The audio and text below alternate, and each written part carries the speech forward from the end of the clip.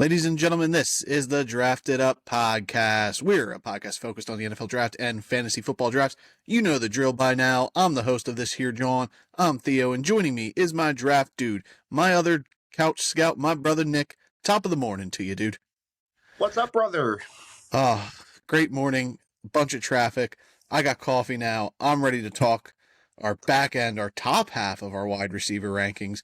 But before we dive on in, you can follow us over on Twitter/X at the @draftedup_pod. You can find us on YouTube, Spotify, Apple Podcasts. Just search Drafted Up Podcast. If you do struggle to find us, I did create a page that has all of our links. So you can head on over to linktr.ee/draftedup_pod, and everything will be there for you. Our YouTube page link, our Spotify, our Apple Podcasts, our Twitter, all there for your convenience. Feel free to like, subscribe, comment, all that good jazz. We appreciate it. But now, today's episode, we're diving in, finishing up our wide receiver Couch Scout series, our part 2 of this episode as we dive in to our top 10 rankings. Hell yeah. I do want to give a shout out to Johnny Wilson, who was my wide receiver 21. He just missed the cut. Real big body. Wish he moved to tight end, but not going to really dive into him. Just want to give him a little shout out. Little Florida State guy. Kind of got overshadowed by Keon Coleman there, who we're going to talk about this episode. Maybe he's just not on our list. Oh, he's on my list. I'm not going to lie to the good people of the Drafted Up Podcast. There's a good chance he's not on mine. Hey, more power to you. I wouldn't argue with you. If this was 4 months ago, not on mine. Yeah. Let's start it off. Let's give me your top 10 wide receivers for the 2024 draft. You want all 10? No, let's do 10 through 6. 10 through 6. Okay, so 10, I have Ricky Pearsall from Florida. Hold on. My app just crashed. Google Sheets. R.I.P. Google. Google Sheets coming in big. Not a sponsor of the podcast. Ricky Pearsall from Florida. Malachi Corley from Western Kentucky, I believe. 8, Brian Thomas Jr. from LSU. 7, Xavier Legette from South Carolina. 6, Ladd McConkey from Georgia. All right, we saw Corley on last episode where I brought him up. He is my number 17 receiver, so we will talk about him here shortly. My number 10, Javon Baker from Central Florida. We touched based on him on episode 1. So if you want to hear our takes on Javon Baker, the dog from Central Florida, you'll hear it on the first episode. Or if you're listening to this afterwards, which I hope you would be, you already know how we feel about Javon Baker.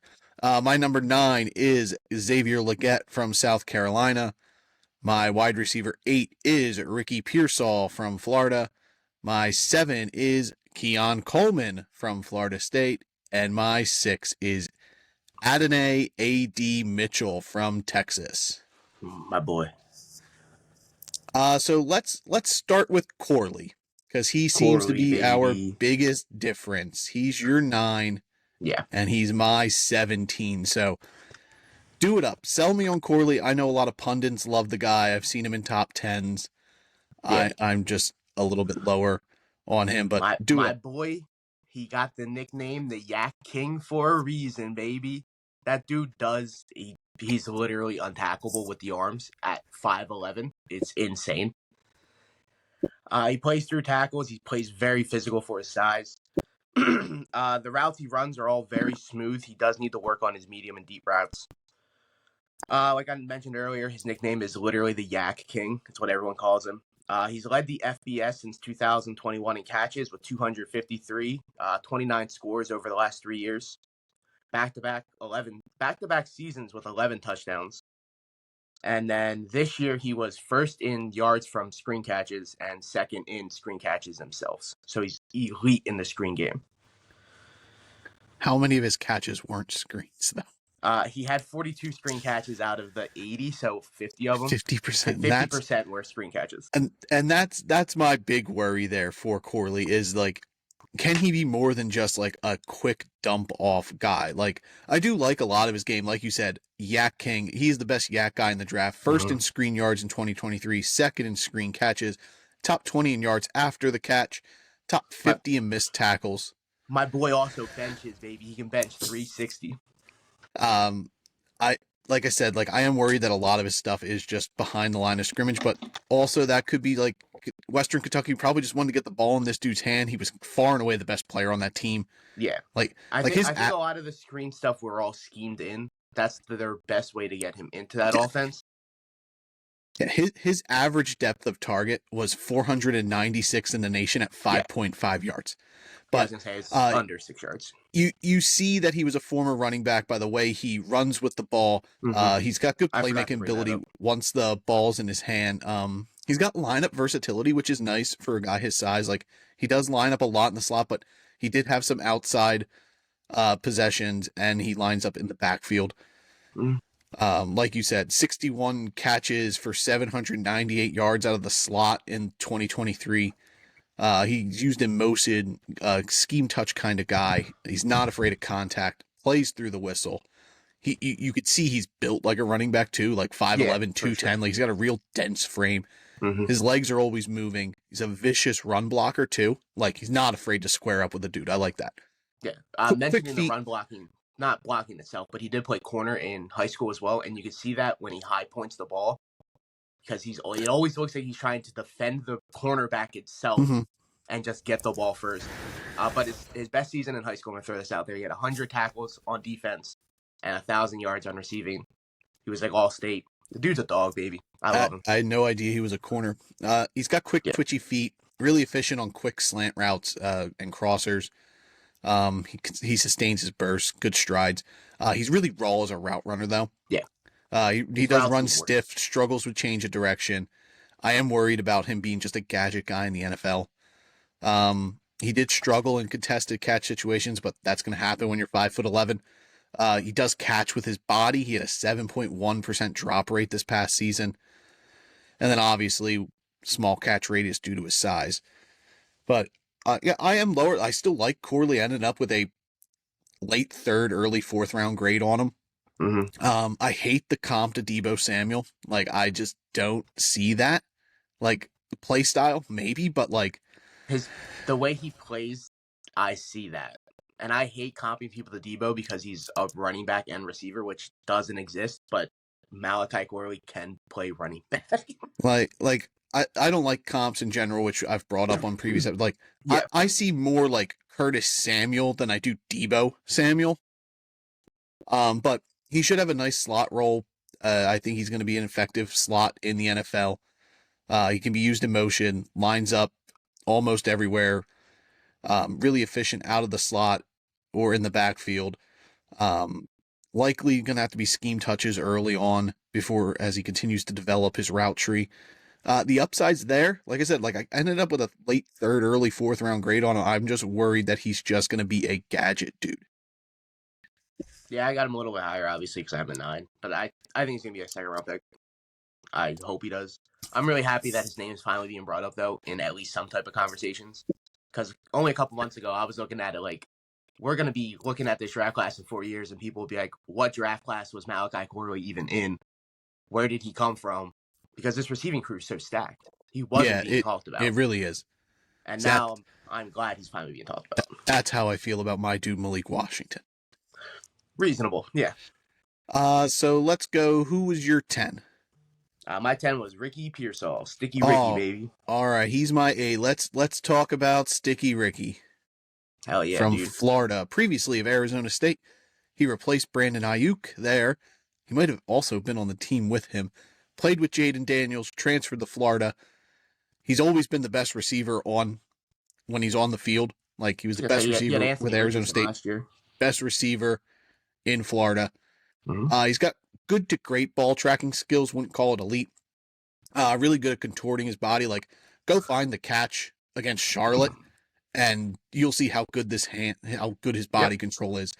And he's also not afraid to like find the gap in the zone and sit there. Like usually a guy who's like a big play dude like him doesn't want to do that, but he's willing to do that.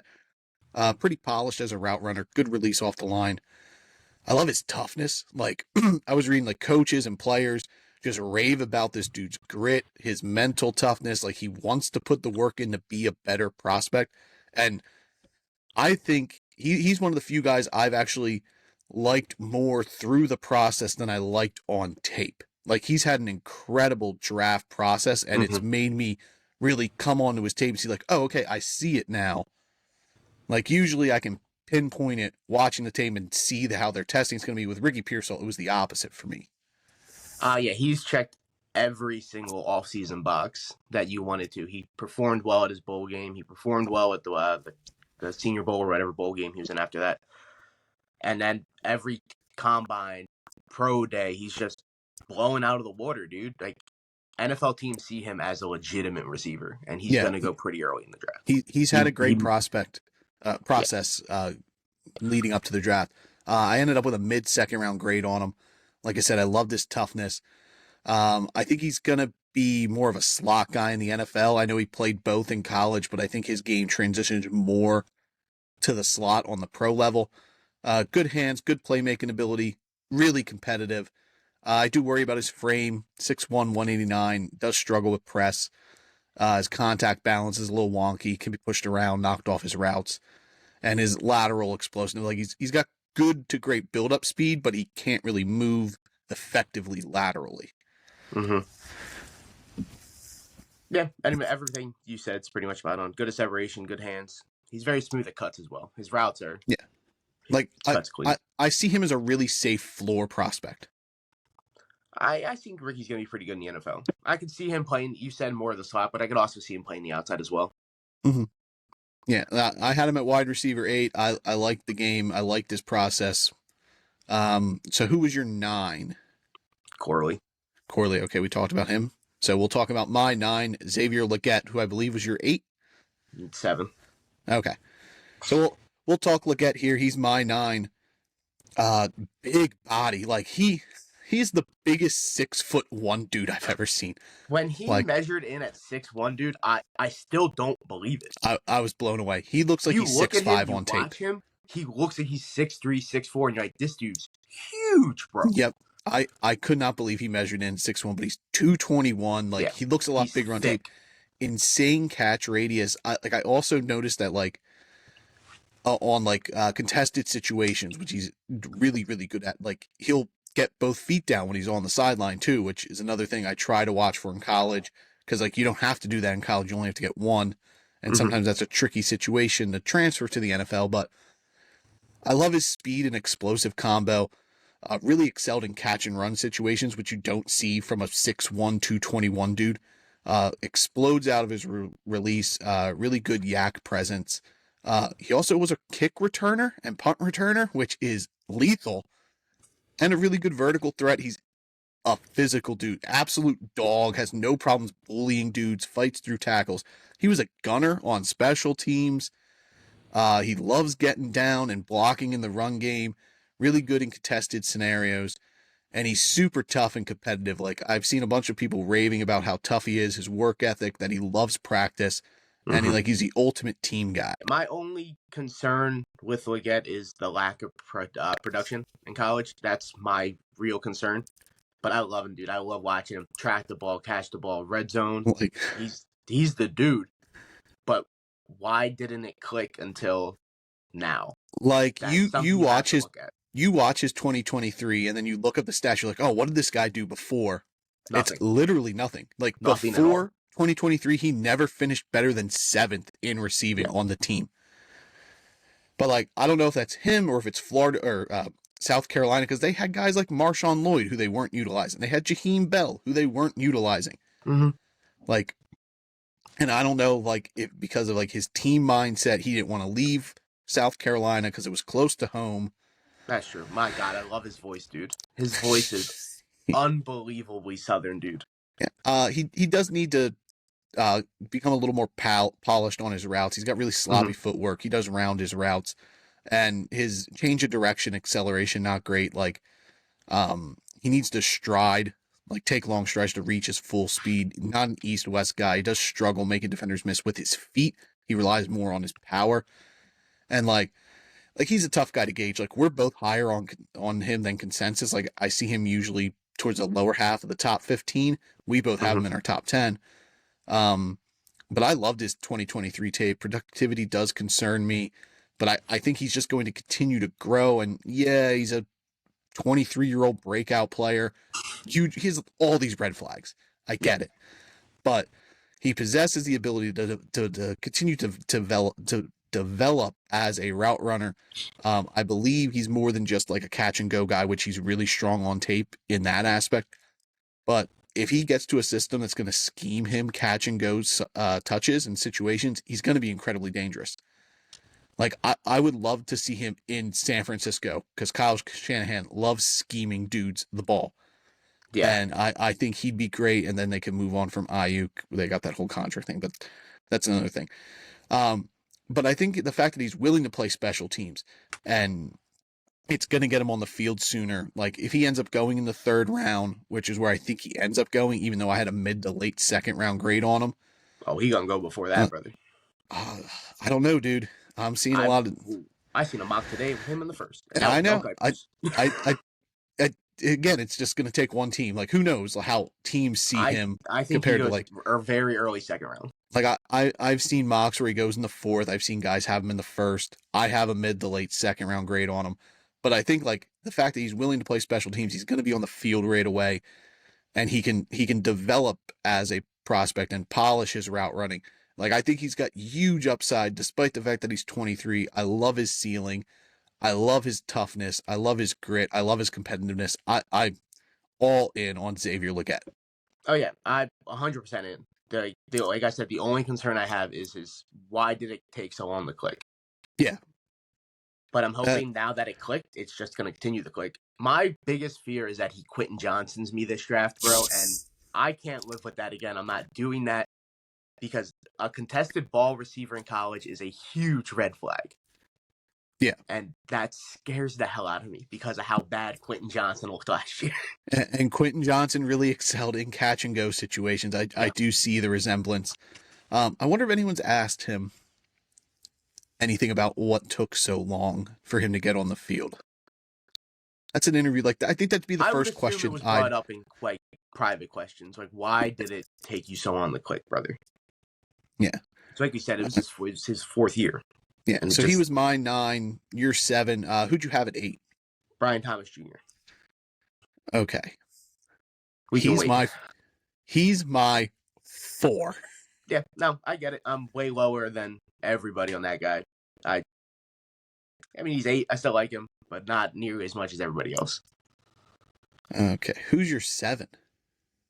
Xavier Legette. And then your 6 was Lad. Lad's my 5. So we have our 5 and 6 switched. All right, let's jump. Let's talk Brian Thomas Jr. My number 4, your number 8. Do you want to talk Lad before Brian Thomas? No, let's talk. Let's get the big one out of the way. This is going to be our big one, like because we see him way differently. Yeah. Oh yeah, for sure. Give it. Why is Brian Thomas your wide receiver? I see him as we refer to these guys as cardio guys in the NFL. Mardez, Valdez, Scantley, just guys that go out there, run routes, and don't really get the ball. They're really only good in zone coverage, and that's really what I've seen out of Brian Thomas. He's really good at finding zone. On man, he gets stuffed, he gets stopped, his separation isn't that great on man-to-man. But he does have good size, he high points the ball very well, he tracks the ball very well. All things you want in a cardio guy, because I think he's just like a deep threat receiver. That's really all I see Brian Thomas as. And there's nothing wrong with that. I still have him at 8, but I don't think he's like 4. I don't think he can do everything like all the other receivers. We'll see what happens, though. He does have a lot of the receivers in this draft class have a drop problem. He had 13 drops on his last 120 targets, which is a 10%. That's pretty high. We see him differently. He does like to catch with his body, and he also I noticed he also like basket catches a lot. Yeah, which was weird because he's really good at high pointing the ball. So I don't understand why he doesn't do that regularly. His drop rate has improved every year though. He only had 5 drops this past season, and this was his first productive year as a college player. He is really raw as a route runner, but the 3 routes that he runs, exceptional. Really good at verticals, really good at crossing and drag routes, really good at comebacks. I think he has the ability to branch out his route tree. He did struggle with play strength. He didn't see press a lot in college, so I do wonder how he's going to hold up against more physical NFL corners. Like, I do see the concerns. Like, a lot of Brian Thomas Jr. is what ifs. Yeah, no, I agree. I'm just But going to quick mention. Did you notice when you're watching Thomas and even Neighbors, when they try to separate, they like do this weird shoulder thing? it is every LSU receiver. I was gonna. Jefferson does it. Is it an Chase LSU does thing? it. It is. It is so Because weird. They do this weird I little went back head and shoulder bobble. I watched 2 games of DJ Shark in college because that's who Brian Thomas reminds me of, and I'm like, he does the same thing. It is an LSU thing. Neighbors does it. Jefferson did it. Chase did it. Terrace Marshall did it. Odell did it. It is a weird teaching mechanism they do, but like, I can't fault it because most of these guys have panned out, like the higher end guys. But they don't do it in the NFL. I don't see it in the NFL. Jefferson does. Jefferson still does that little, like, if you really watch Jefferson moves his head, but his shoulder, it's weird, dude. I don't know, dude. They also keep their hands down. So like they're slow to fight off press. I noticed that with Neighbors too. But his size speed combo is incredible. 6'2", 209, runs a 4.3 40, 1.5 in the 10-yard split. He had the fastest flying 20 at the combine at 1.78. Elite vertical threat. He can fly? Whoa. I didn't know this guy can fly. Flies. If he can fly, dude, he's probably going to be the best receiver in the draft. Wide receiver 1. Elite vertical threat. 3rd in the nation in deep catches with 15, was 670 yards on those catches, which was 2nd. He doesn't slow down when he has to turn back for the ball, which is incredibly rare for someone that big. And his explosiveness shows on tape. 10.6 broad, 38.5-inch vert. I love his ball tracking. He alters his body midair. He boxes out corners. He has a basketball background. You can really see that when he's kind of fighting a corner for that when he high points the ball. And like you said, he's really good at finding the zone sitting there. And he's also good at scramble situations, which there was a lot of in LSU, and he moved around to find openings for Jaden Daniels. Like, I fell in love with BTJ throughout the process. I think he's got wide receiver 1 upside, and I think there's a world where he is the wide receiver 1 of this draft class if he develops that route tree. He's got that. That's how I feel about 2 receivers I got coming up. He's got that kind of upside. He does need to clean up and develop as a route runner. His catch rate has improved every year, like I said. He's still young in the development at the position. So his breakout year was age 21, which is how old he is now. But he didn't start focusing on football until his sophomore year of high school, and then didn't give up basketball until his senior year. So he's really only 5 years into as a full-time wide receiver. Willing and able blocker, but he needs to shore up his efforts and inconsistencies in the run game. Freak athlete with incredible boom-bust potential. So it does concern, like, I understand the hesitation in buying into BTJ, because like I said, it's a lot of what ifs, but I'm pushing my chips all in on this dude. I ended up giving him a top 15 grade. Hell yeah, dude. Yeah, man, I still have him at 8.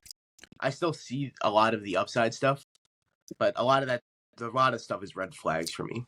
So would you feel differently about him if he ends up in a situation like Buffalo, where he could be the wide receiver 1 right off the bat, or does that concern you more? Like, would you rather go to Buffalo? That concerns me way more. Okay. So you'd rather him go to Buffalo in mocks scares the hell out of me. So you'd rather him end up in a place like Dallas, where there's already an established wide receiver 1. Even Kansas City, because Rashid Rice is there, maybe. We'll see what Kelsey's there, and they spread the ball out too. Or like Indy's probably my favorite landing spot for this dude. Where'd you say? Indianapolis. He can. Yeah, sure. Yeah, him in Pity City, baby. I'd love it. Yep, like I don't want to see him as a 1. Okay. And there's nothing wrong with that. I think he could be a very good number 2, Devontae Smith style. All right, so my 7 was Keon Coleman. Okay. He is my 4. All right, so he is my Brian Thomas Jr. Yeah, we kind of flip. 100% in on Keon Coleman. Let's talk Keon Coleman. Keon Coleman probably has the best football speed in the draft, and you've seen it at the combine. Oh, his gauntlet was incredible. He doesn't have good initial burst, which I'm fine with, but once he starts moving, he moves. And you see it on tape, at the combine, you see it. He's got a great frame. He's a great red zone option. The dude is unbelievable at high pointing the ball. He's very explosive after the catch as well. Just like Brian Thomas Jr., he's got a big background. He's got elite body control. He's always at the right place, right time when it comes to catching the ball. And like we said earlier, he maintains his speed through every single route he runs, dude. Yeah, I love Keon Coleman. You can really see his basketball background on tape. Mhm. Like, it really comes out. Yeah. I love his size, 6'3", 213. He absolutely bullies defensive backs on contested He's situations. physical, dude. He absorbs hits. He was top 50 in contested catches this past season with 10. Really good leaping ability. High points the ball. Like, he's got probably the biggest highlight reel of wow catches. Real good body control. Like, just go watch his gauntlet drill at the combine. You'll see like that dude just straight lines. He didn't move. It was Good hip flexibility too for a 6'3" dude. Does break tackles. He's a slightly above average in yak ability. Like, Florida State really ran like a lot of just bubble screens with this dude, which you don't see from a 6'3" guy. Like, the way they ran that offense, I don't know if it was because Jordan Travis is an incredibly average quarterback or what it was, but like, they did not do anything to help Keon Coleman. I loved Jordan Travis in college, and then just watching Keon Coleman and Johnny Wilson tape, I've never hated a man more in my life, bro. Yeah. I do like his route tree. He's pretty polished and developed as a route runner with room for improvement. His work ethic and confidence, like, he's got this me against the world attitude. He's really confident in his abilities, and he's like doing it for his family. Like, he just wants to cash in for his family. And like, I love that. Coaches and teammates rave about him. And like, I do see the concerns as well. 100%. He doesn't have great testing speed. Like, his way better game speed than test speed. He doesn't get separation. He ran a 4.6. 4.6 or 4.59. It was like something like that. I get it. I see the concern. But there's not a person in this draft besides like the elite prospects that pass an eye test like Keon Coleman. Yeah, he ran a 4.61 with a if you just with a watch 1.62 separation. He passes the eye test in game situations. He does lack long speed, doesn't separate well. He struggles with lateral agility, so defenders can easily keep up. I notice he gets handsy at times and does get flagged a bit for OPI. Like, he does push defenders around. And I am worried about durability issues. He had a basketball injury in 2022 that caused him to miss time. He had a partial tear in his hip and groin. He did try to play through it. And this past season, he played through nagging injuries. He ended up missing one game on top of missing like chunks of others. Like, he's an enigma. Like, you can tell me he's in your top 5 like you did. You have him in the top 4, and I'm going to be like, I get it. And you can also be like, yeah, he's outside my top 10. I get it. Yeah. Like, it really comes down to 15 are just interchangeable, dude. It really comes down to what you value in a wide receiver. If you want a separator, you're not going to like Keon Coleman. If you want, if you want a guy who's like just a good football player who makes the contested catches and makes the tough plays, Keon Coleman's your dude. Exceptional athlete. He was the best wide receiver on the field at 2 different schools. He was also an excellent punt returner when he had to fill in. Like, he filled in as a punt returner in Florida State, and he was fluent as a punt returner, which is incredible. Super crisp, good with the ball in his hands, good footwork, and like I said, he's got room to grow as a route runner. I think he's going to blossom. I think he's going to end up being a good pro. I ended up with an early to mid-second round grade on Keon Coleman, but I'm in on him. I'm in. Hell yeah, dude. I'm 100% in on Keon Coleman like you are with BTJ. I'm pushing the chips in, dude, and it could come back and bite me. But I don't know. I see him as an elite receiver in the NFL. All right. So Ladd McConkey was your 6? Yes. All right. Ladd McConkey's my 5. Let's talk about the Georgia boy. Ladd. He's hella quick off the ball. Elite ball tracking ability, and his route tree is amazing. He's a great run blocker. I love watching him block. He's a dog when it comes to blocking, dude. He's got great hands. He's also a really good deep threat. You've seen the speed at the 40. You've seen the speed on tape. He ran like a 4.3, I believe. He's a very good sideline receiver too. Most people are like, oh, he's going to be a slot receiver. He did a lot of his work on the outside in college. He was like great on the outside. I don't even think he had many slot catches to begin He did with. not play slot Yeah, that that's much in college. yeah. People just see him and they're like, that guy's a slot receiver. It's because he's No, white. no, he's not, dog. That's a receiver. He's gonna body bag you, bro. I love that. Yeah, really polished route runner. He's really good at manipulating coverage with his footwork, fluid out of his breaks. He knows how to make separation. Good speed and explosiveness. It shows on tape. Like his gauntlet drill, really good. His straight line speed, really good. He's really good with the ball in his hands. Really gifted, creative, good release, and he does have yak ability. 6.3 yards per after catch this past season. Super aware, high football IQ. He knows how to beat man and zone, which is nice because a lot of the guys are really either good against one, bad against the other. Coaches and teammates rave about his preparation. He's a real student of the game. Like you can tell he watches like the corners that he's playing up Yeah. against and knows how to beat them. He's got that mentality where he's just got a steady heartbeat. No moment's too big for this dude. And he was also a special teams gunner, like super competitive. Like you don't see that. I am worried about his productivity. He's never eclipsed 800 yards in a season and never had more than 7 touchdowns. And his durability is a concern. He missed time in 2022 with an ankle injury and turf toe. He missed time in 2023 with a back and ankle injury. He does struggle when corners jam him off the line. He can be knocked off his routes, and it causes him to stall and restart.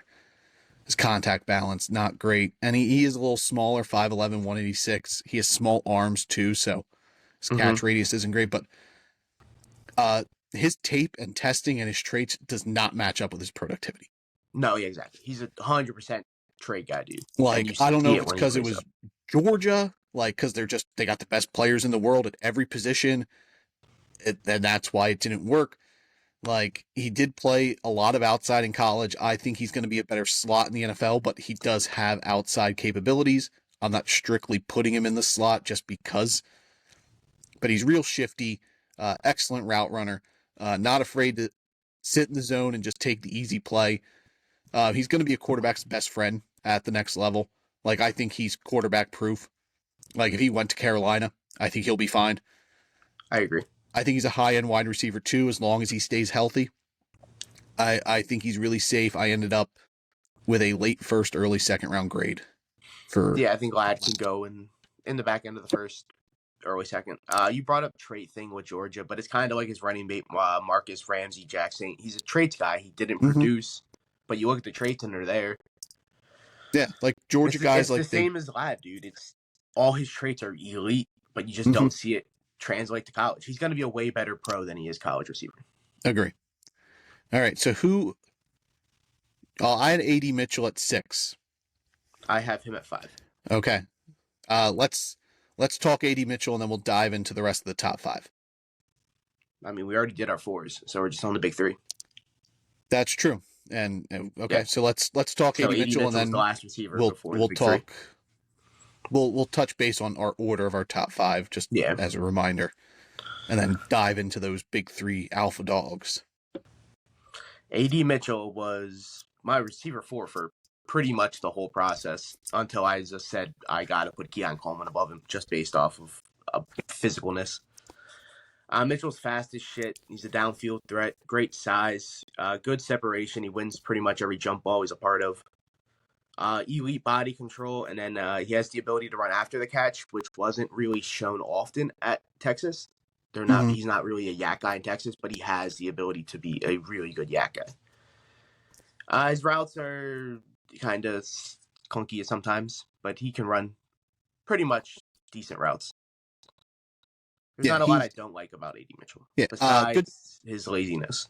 He's got good speed bursts, like you said, real quick release off the line, long strides, great acceleration, great vertical threat as well. Average depth of target was 16 yards this past year, which was in the top half of the country. Good hands. He catches the ball in front of him, rarely uses his body. Just one drop over the last 2 years, so you love to see that. You mentioned his body control. He's super good at controlling his body when tracking the ball and makes midair adjustments. I thought he had a diverse route tree. He had good footwork, but He did round some routes a little weird, Mm-hmm. but like he can do the whole route tree. It's just a matter of polishing up his feet. And his confidence and swagger is Oh yeah. through the roof. It's probably tops in a draft class. Like he thinks he's the best guy on the field, and like I said the previous episode, I love that in a wide receiver. I love that delusional confidence. His productivity does concern me. He had 3 or fewer catches in 10 of his 14 games at Texas, Mm-hmm. and he lacks those prolific numbers. And he does take plays off, so his effort's inconsistent when he knows he's not the primary guy. He does struggle with play strength. He doesn't break tackles or really excel in contested catch situations. He's another intangibles guy. Like, I think his intangibles play well more than his stats. Like, if you look at his Mm-hmm. numbers, you're not going to be impressed with A.D. Mitchell. But if you look at his intangibles, his testing numbers, he has what you're looking for in a wide receiver one. Mm-hmm. And like, I think his range of outcomes is probably bigger than any receiver in this class. Like, in 10 years, if we look back and A.D. Mitchell's the best wide receiver from this class, it wouldn't surprise me. But it also wouldn't surprise me if he's out of the league in a few years. Yeah, I can see that. I think I lean definitely more towards him being one of the better receivers in this draft. Obviously, got in the top 5, but there is that chance that he just doesn't work out. Mm-hmm. Obviously. Like Lad, I ended up with a late first, early second round grade. Mm-hmm. I'm going to buy into the traits. The NFL and draft consensus loves to push traits, loves to push intangibles. That's why J.J. McCarthy is so highly ranked. But I don't see people picking him apart like they are A.D. Mitchell. Yeah, no, I agree. I think at the end of the day, though, both Texas receivers are going to go pretty early in this draft. I think they're both top 40 players, draft wise. I kind of think they both go in the first. Okay. Yeah, I All think right. we're going to Let's end up falling into the first. so your top 5, you had Mitchell at 5, Coleman at Yeah, 4. Mitchell at 5, Coleman at 4. What's your top 3? Neighbors at 3, Doomsday at 2, Marv at 1. Okay. I had Ladd at 5, Brian Thomas Jr. at 4. I have Roma Dunze at 3 from Washington. I have Malik Neighbors at 2 from LSU. And then I also have Marvin Harrison Jr. from Ohio State at 1. You want to talk Dunze or you want to talk Neighbors? Let's go, Doomsday. He's All usually the right. typical 3. Yep. He's got prototypical size, 6'2", 212. Really polished route runner. Might be top of the class. He's really Mm-hmm. light on his feet, quick twitch. He tracks the ball like an outfielder. Like, his ball skills are great. Best contested catch guy in the draft. 21 contested catches this past year on 28 targets, a 75% win rate. That is insane. Yeah. He boxes out the corner. Elite vertical threat. He was the top in deep catches and yards this past year. 23 Yep. deep catches for 783 yards. He's got gliding strides. He creates separation. Super competitive and tough. Like, he didn't miss any time after suffering a punctured lung and broken rib this past year. And like, when he enrolled in Washington, I happened to see this, that he looked up all their wide receiver records and set these lofty goals, and he achieved most of them, including breaking the single season receiving record. Dog. He's got really strong hands. Any flaw I'm going to get is really nitpicking. He does get jammed a lot, struggles with press and physical corners. Like, I wish he used his hands more. He tries to beat him with his quickness.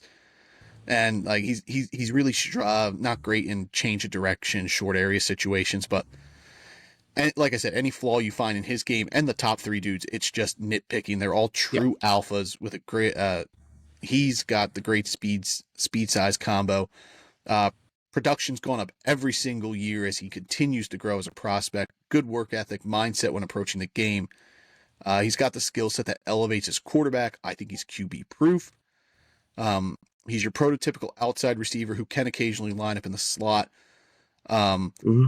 He does body catch a little more, or I'm sorry, he uses his hands too much when fighting press, which he needs to grow into, and that's super coachable. And if he doesn't, it's not going to affect his growth as a player. Easy first round grade on Dunze. I have him as a top 10 player. Yeah, definitely. At the end of the day, I think I have my top 5 prospects in the draft. Everything you said's pretty much what I've written down. Not many flaws at all. Big body, perfect frame, elite route runner, best in the class. Ability to adjust for the ball in the air, elite strong hands, great production over the years. Yak abilities there, and I have him as most physical out of the big three. Out of Neighbors, obviously, but over Marv too. He's way more physical. Let's transition there to Malik Neighbors. I'll go first. I have him higher. Yeah. I think he's got the best release off the line in the class. He's a natural yak guy. Incredible vision. He had 30 forced tackles missed this year, 6.6 yards after catch. He's really dangerous in space, gliding strides. Incredible big playability, which you get from both LSU guys. Like Thomas also possesses that, but so does Neighbors. Like he's a home run hitter. He had at least one catch in every game this year for 20 plus yards. 19 deep catches this season for 626 yards. Almost averaged 20 yards per reception when lining up in the slot. He's got lineup versatility. When he came to LSU, he was just a strict slot guy, and he developed and learned and changed his game to play outside as well. He had a 50-50 split this past season in terms of slot and perimeter lineups. I know a lot of people see him as a slot guy, but that was the same thing with Justin Jefferson. 98% of his snaps came out of the slot, and he's developed into maybe the best receiver in football. Really good ball skills. He's a former baseball player, and he credits that for his ability to track the ball. He goes up and fights. He's willing to adjust his frame to the pass. Really good route runner, excellent footwork, quick, twitchy. He's improved every year in terms of developing his route tree. Like I think he's the dude. He is small, 6 foot, 199. Struggles with press corners. He does catch with his body a lot, which I hate. And most of it is when he's going up for the ball. And he did have 5 drops this past season. And he's got a little off the field issue. He was arrested in February of 2023 for illegal carrying of a weapon. So if that can, it's only a one-time incident, so hopefully that's just kind of behind him. But I'm all in on Neighbors. Yeah, there's him, O'Doomsday, and Harrison. I'm 100% in on all three. The separation's elite. The ability to hit his second gear, he's so quick, dude. Like, he takes tops off defenses so fast, dude. The best explosive routes in the draft. Great yak ability. Ball timing's elite. He high points it. And he's also very physical for 6'1", under 200. He plays physical for that size. He does. And his cuts and his routes, dude, it's like playing Madden, dude. He's going to be so much fun. Yeah. To me, he's an elite superstar prospect. Before the process, I didn't buy into this hype that people were like, Malik Neighbors, he's legit. He's the wide receiver too. But after sitting down and like watching game after game, like I buy in. I'm all in on Neighbors. If you want to put him as your wide receiver one, which a lot of people are doing now, I get it. I'm not there. I think they're trying to be too cute. But I can understand where you're coming from, thinking he does have a higher ceiling than both Marv and Rome. But I think he also has a lower floor than both those guys. Yeah, out of the 3 guys, I would think his floor's lower. But like, he's way different than them too. Like, he's a big play, flashy guy who's dangerous in short, intermediate areas of the field on top of being able to be a home run hitter. He's the best playmaking wide receiver in the class. You can utilize his skill set behind the line with jet sweeps, screens, and he can do the damage on his own with his feet and vision. He's a really natural runner. He excels on every level, on top of being great on short areas. I think he's the total package. I had a top 5 grade on him. Yeah, I also have him in my top 5 prospects with Rome and Harrison. Yeah, the way I see him, they're all just different. Rome is way physical than all 3. Neighbors is twitchy and fast, and then Marv is just a combination of both, which is why I have him 1. Let's dive in on the guy who's probably been the number 1 wide receiver consensus for 2 years now in Marvin Harrison Jr. Oh yeah, dude. He's got that legacy pick. I love that, dude. I love when your dad plays in football and you grow up around it. Your football IQ's off the charts at that point. He's a great outside and slot receiver. He's got great hands, elite route running tree. I mentioned earlier, he grew up around the game, so his football IQ's off the charts. He's a mix of speed and size at elite, both of them. Perfect NFL frame. Great production over the years. Like I mentioned earlier as well, he's a combo of Rome and Neighbors. And then my only hit on Marv wasn't even this year, it was last year. He kind of showed a little slow burst on his short routes, which was greatly improved this year. So I Mm-hmm. have actually 0 flaws listed for Marvin Harrison Jr. Yeah. Great birds. Like this past season, he hit 23.1 miles per hour on a play, which is insane. So he's got a really good burst off the line. He's quick to reach top speed, great separator. His tracking ability might be the best in the class. He speeds up and slows down to pinpoint the ball, but doesn't lose any momentum. Insane body control for a dude who's 6'3", 209 pounds. Like, he contorts his body in ways that makes every difficult catch look easy. Yeah. Strong hands, incredible work ethic. Like, scouts and coaches have like said he's always treated football like a job, and he works every day to improve his craft. Like, he's out there on the jugs machine every day, trying to better himself with his hands. Smooth route runner, quick nimble feet, everything looks effortless to this dude. Super versatile. He can be a deep threat. He can work the middle. He can be your touchdown jump ball guy. He's everything you want in a prospect. I do worry about his yak ability. Like, he plays fast, but he's not set necessarily an after the catch threat. This year was his best after the catch. He averaged 6.4 yards. The years before it was 4.2 and 3.2. He doesn't really break or force tackles, but like, he doesn't need to. Like, everything here is a nitpick. His effort, I did notice, was a little wonky. He tended to take plays off when he's not the targeted guy, and he's inconsistent in effort in the run game and blocking. And like, my actual biggest flaw for him is, are we setting expectations too high for him? Like, if he isn't a Hall of Fame caliber player, are we gonna be disappointed? Yes. Yeah. And that's what I think is the biggest flaw. Is like, I think it's us. We, the general media and the general football public, are setting a bar too high for this dude, that like, if he ends up being a really great top 20 wide receiver every year, we're gonna be like, well, he wasn't the best every year. He wasn't in the top. And like, I think we're just gonna be like, well, he didn't work out, even though he's a wide receiver 1 every season. See, I think he's going to end up being a top 15 receiver every year. And I think that's fine. But yeah, he's that dude, plain and simple. You can see he's the son of a pro, and it's not just like a Joe Schmo pro. His dad is a legit Hall of Famer. Yeah. By the way he carries himself and the way he takes pride in his game, he's the best receiver I've ever graded in the few years I've like deep dove in the like scouting and watching guys. There is no such thing as a perfect prospect, but he's pretty darn close to it. Like, I'm not going to get cute and try to put someone over this dude. Like, I genuinely think he's in his own tier. Yeah. Easy first round grade, and he is my number 1 player in the draft class. Whoa. I think I have him too. So great. Yeah, he's the dog. You see it.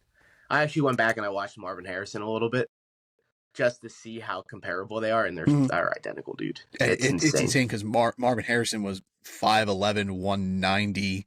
Yeah, and he plays Junior like his dad, dude. 6'3", 209. He's huge. I love it. I do want to ask you something from a fantasy perspective. Is there a world, like in Dynasty, where Marvin Harrison isn't your wide receiver 1 as a rookie? Like, say he ends up in New England, where there's questions at quarterback, and they don't bring in a guy, so it's Jacoby Brissett. And Neighbors ends up in Arizona, and let's say we'll do something wild here. Buffalo trades up and drafts a Dunze.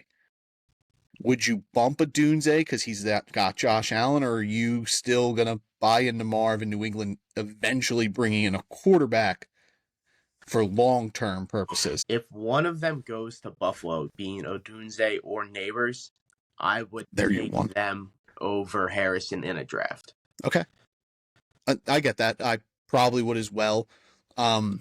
I think if Harrison ends up in Arizona, he's already got a proven quarterback in Murray. Like, he's my 1 no matter what amongst the rookie guys.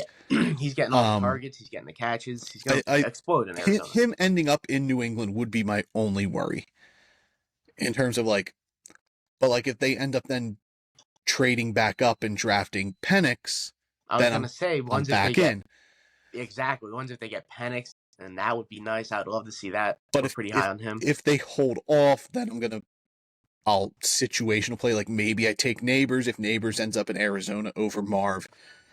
Yeah, it depends on where the other two go. If I would take them over Marv, but New England, like you said, would be the one place that Yeah. I would really kind of stray aside from Marv Yep. over I Doomsday and Neighbors. I wouldn't even question if he somehow ends up in New York with the Giants. I'm still gonna take Marv Oh one yeah, amongst the wide receivers.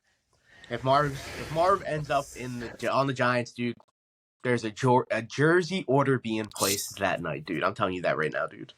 He was replacing Barkley, baby. So there we got it. Part 2 in the books. Let's go over the full list. Who are your top 20 wide receivers? Top 20 wide receivers.